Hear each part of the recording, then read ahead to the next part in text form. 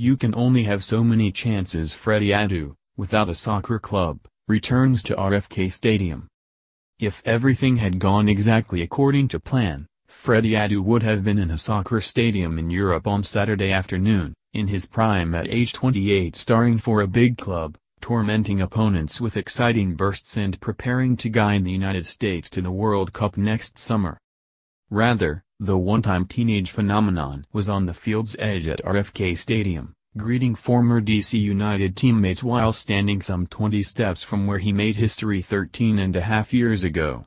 It was there, amid the bedlam of a 2004 MLS opener in which he was the star attraction, that Adu, age 14, stepped onto the pitch and became the youngest U.S. athlete in a century to enter official team competition. He was destined for superstardom. Instead, he ended up bouncing around the planet like mislabeled luggage, 12 teams in 8 countries, plus countless tryouts and promising leads that never panned out. This weekend, Adu is back where it all began, a player facing the premature end to his career, participating in festivities saluting a stadium in its twilight.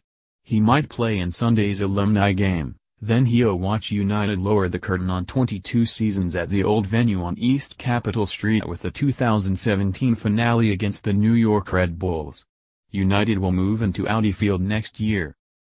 American soccer found its unofficial home at aging, funky RFK Stadium. It just brought back memories, great memories, Adu said of returning to RFK, his workplace from 2004 through 2006. Everything comes to an end and I'm glad to experience it one last time with the rest of the guys.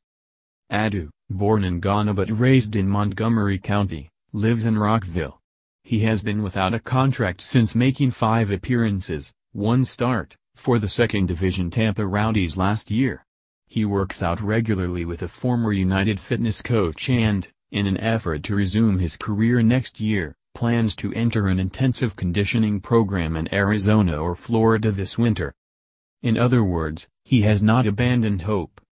"I've still got a lot," he said after signing dozens of autographs for fans attending United's open practice at RFK. "I'm just really looking forward to getting back on the field soon. I am not taking things for granted as much as I did when I was a little bit younger. Hopefully, I will get the opportunity and make the most of it." Once billed the next Pelé, and once a co-star with the Brazilian soccer icon in a TV commercial, Adu never fulfilled the massive potential that he displayed excelling with U.S. junior national teams.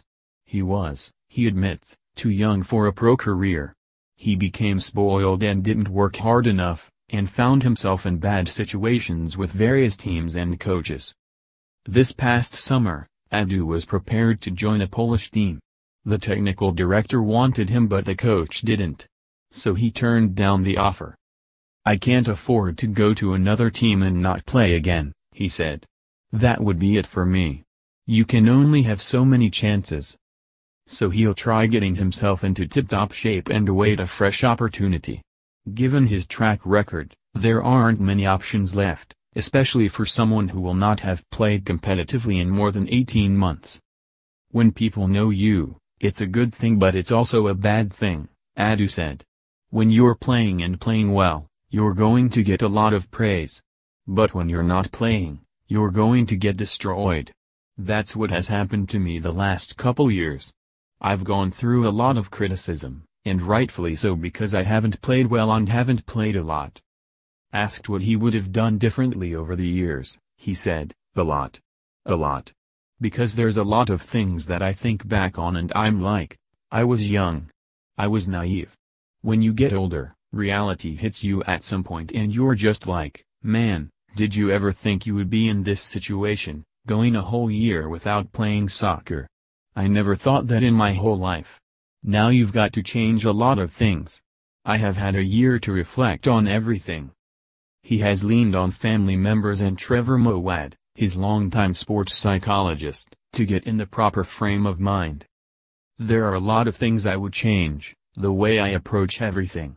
I think I came off, especially when I was younger, the wrong way to a lot of people, especially to my teammates. Those guys are important. These are things I wish I would have done better."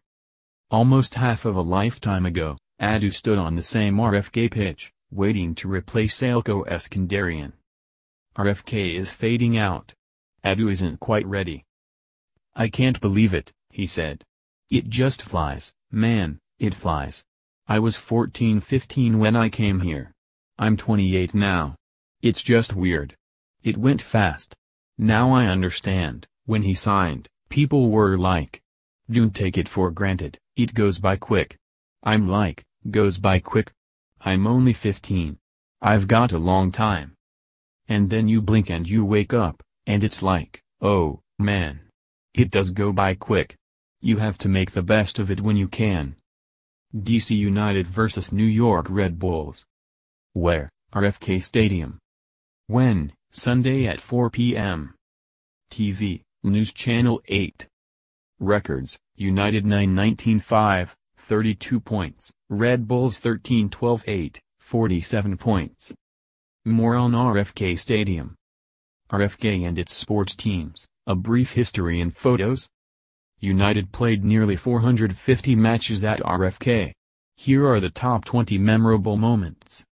10 of the greatest games in RFK history, across all sports.